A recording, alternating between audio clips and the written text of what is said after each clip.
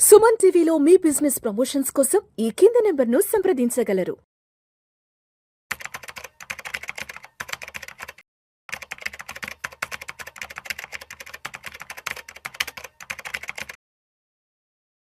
రామచంద్రమూర్తి గారు నమస్తే సార్. నమస్తే Vishnu garu. Welcome to Suman T and welcome to Vishnu talks. Thank you sir. Yes, నేను ఏదో ఒక ఆర్టికల్ ఒకటి షేర్ చేశారు, నాకు చదువుతాను.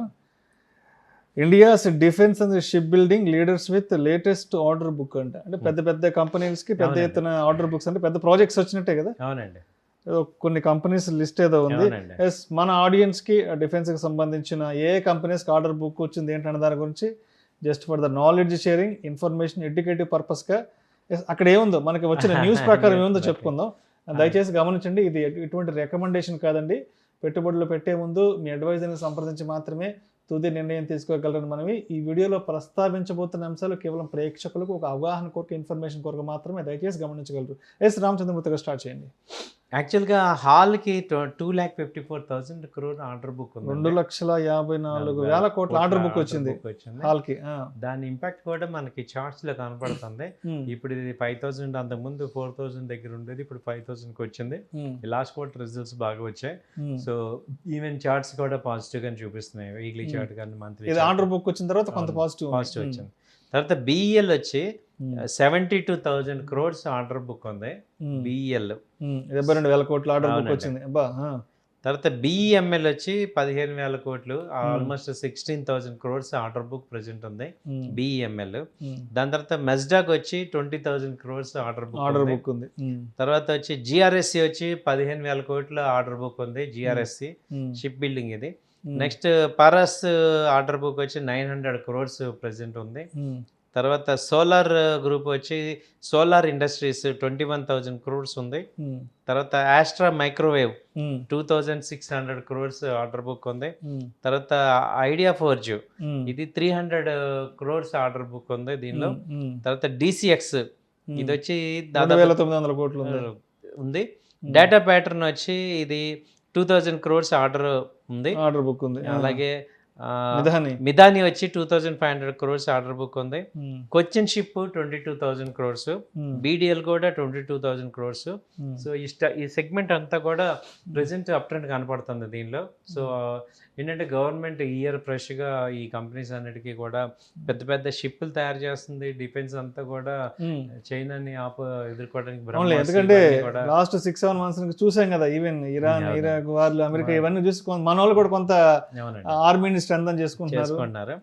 అయితే ఇంకో విషయం ఏంటంటే ఇంతకు ముందు అంతా కూడా ఎక్స్టర్నల్ గా ఆర్డర్స్ వచ్చేవి. ఇప్పుడు ఏంటంటే ఇంటర్నల్ గానే మన యొక్క డిఫెన్స్ కంపెనీస్కి బాగా ఇవ్వడం జరుగుతుంది. సో మన ఓన్ అదివరకు మనం రష్యా నుంచి లేకపోతే రాఫెల్ యుద్ధ విమానాలు ఇవన్నీ బయట నుంచి తెచ్చేవాళ్ళం. ఇప్పుడు ఏంటంటే ఇండిజినియస్గా మంచిగా బిల్డ్ చేస్తున్నారు. సో ఇది ఒక పాజిటివ్ పాయింట్. సో మన కంపెనీలకే మనకి ఆర్డర్ బుక్ బాగా పెరుగుతుంది. అయితే వీటిల్లో ఇంకోటి ఏంటంటే ఈవెన్ ఎక్స్పోర్ట్ కూడా చేస్తున్నారు ఈ కంపెనీస్ వేరే కంట్రీస్కి, కమ్యూనిటీస్. కాబట్టి డిఫెన్స్ సెక్టర్లో కొంత ఎక్స్పోజర్ పెట్టుకోవడం అనేది అడ్వైజబుల్. రైట్. సో ఇప్పుడు రామచంద్రమూర్తి గారు, ఇందాక మీరు చెప్పారు, ఇప్పుడు ఆర్డర్ బుక్స్ వచ్చిన తర్వాత కంపెనీలకు సంబంధించిన గ్రాఫ్లు కొంత పాజిటివ్లో ఉన్నాయన్నారు కదా. సరే, ఇప్పుడు ఎంత పాజిటివ్లో ఉన్నా కూడా ఎస్, ఒక ఇన్వెస్టరు అంటే కంపెనీకి ఆర్డర్ బుక్ వచ్చేసింది, ఒక 1,000 కోట్లు 2,000 కోట్లు వచ్చేసాయి, తొందరపడి ఇన్వెస్ట్ చేయకుండా, ఇప్పుడు ఎంత ఆర్డర్ బుక్ వచ్చినా టెక్నికల్స్గా గ్రాఫ్ పరంగా ఎంత గ్రీన్గా ఉన్నా సరే, ఎస్ మన వైపు నుంచి ఆ కంపెనీ ఫండమెంటల్స్, టెక్నికల్స్, ఎటువంటి విషయాలు మనం తప్పనిసరిగా దృష్టిలో ఉంచుకోవాలి. ఎక్సలెంట్ సార్, ఈ పాయింట్ బాగానండి. ఆర్డర్ బుక్ అంటే మీనింగ్ ఏంటంటే నాకు బిజినెస్ వచ్చినట్టు, ప్రాజెక్ట్స్ అది ఎగ్జిక్యూట్ చేయాలి కదా, ఎగ్జిక్యూట్ చేయాలి, మనీ రావాలి. ఎగ్జాక్ట్లీ. సో అది కొంచెం గుర్తుపెట్టుకోవాలి. అంటే ఇది కంపెనీ ఎగ్జిక్యూట్ చేయాలి కదా, అది తయారు చేసి వాళ్ళకి ఇవ్వాలి, దానికి కొంత టైం పడుతుంది. సో ఇదేంటంటే ఒక 6 నెలల నుంచి 1 year హోల్డ్ చేస్తానన్న వాళ్ళకే ఇది అడ్వైజబుల్. ఇది ఇంట్రడ్యూస్ చేస్తాను 4 రోజుల్లో అమ్మేస్తానన్న వాళ్ళకి ఇది పెద్ద న్యూసే కాదు. But long term investment, wealth క్రియేషన్లో ఇది ఒక మంచి న్యూస్. అంటే ఏ కంపెనీకి ఆర్డర్ బుక్ ఉంది అంటే ఏంటి, ముందు వాళ్ళకి బిజినెస్ ఉన్నట్టే కదా. బిజినెస్ ఉందంటే ఇవాళ కాదు రేపైతే డెలివరీ చేస్తారు, గ్రోత్ వస్తుంది. కాబట్టి ఏంటంటే మీరు మొత్తం సెక్టార్లో 20%, మ్యాక్సిమం 30% మీద ఉండాలి ఇన్వెస్ట్మెంట్. ఇప్పుడు నాకు ఇది బాగుంది కదా అని చెప్పి హాల్లో 10 లక్షలు నా దగ్గర క్యాపిటల్ ఉంటే 10 లక్షలు కొనకూడదు, గుడ్డుగా వెళ్ళి ఇన్వెస్ట్ చేయకూడదు.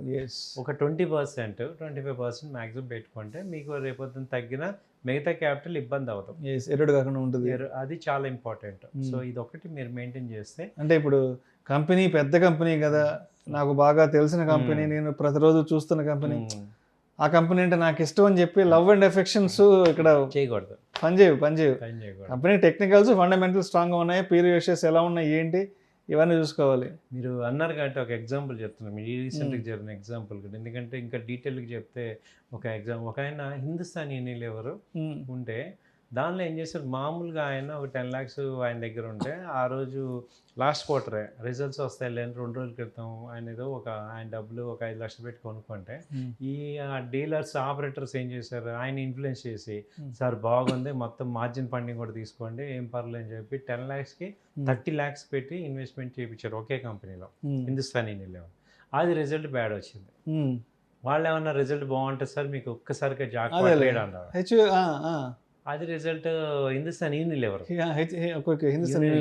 అది 200 పాయింట్ డౌన్ అయిపోయింది. ఇప్పుడు ఏమైంది, ఈయన మార్జిన్ ఫండింగ్ తీసుకున్నారు ప్లస్ ఆయన ఓన్ క్యాష్ మొత్తం కలిపి 10 lakhs ఇన్వెస్ట్ చేస్తే 4 లక్షలు లాస్ అయిపోయారు జస్ట్ 4 రోజుల్లో.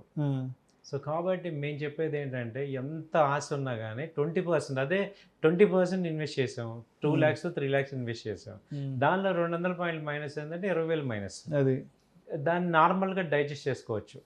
So investors, traders, short term investments అందరూ కూడా ఈ రిజల్ట్స్ ఉన్నాయి కాబట్టి విపరీతంగా ఒక్క రోజులోనే జాక్పాట్ ట్రేడ్స్ అవుతారు అనేది మాత్రం దయచేసి పెట్టుకోకండి.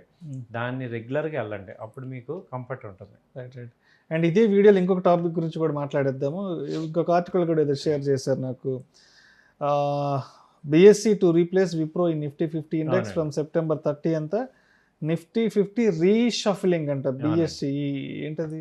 యాక్చువల్గా నిఫ్టీ 50లో ఏమవుతున్నాయంటే టాప్ మార్కెట్ క్యాపిటలైజేషన్ ఏవైతే ఉందో దాని రూల్ ఏంటంటే నిఫ్టీ 50లో ఉండాల్సిన కంపెనీలు ఫస్ట్ నుంచి ఇప్పుడు 7,000 కంపెనీలు లిస్ట్ అయి ఉన్నాయి. వాటిల్లో మార్కెట్ క్యాపిటలైజేషన్ ఏదైతే బాగున్నాయో ఆ టాప్ 50 ఎప్పుడు ఉంటాయి.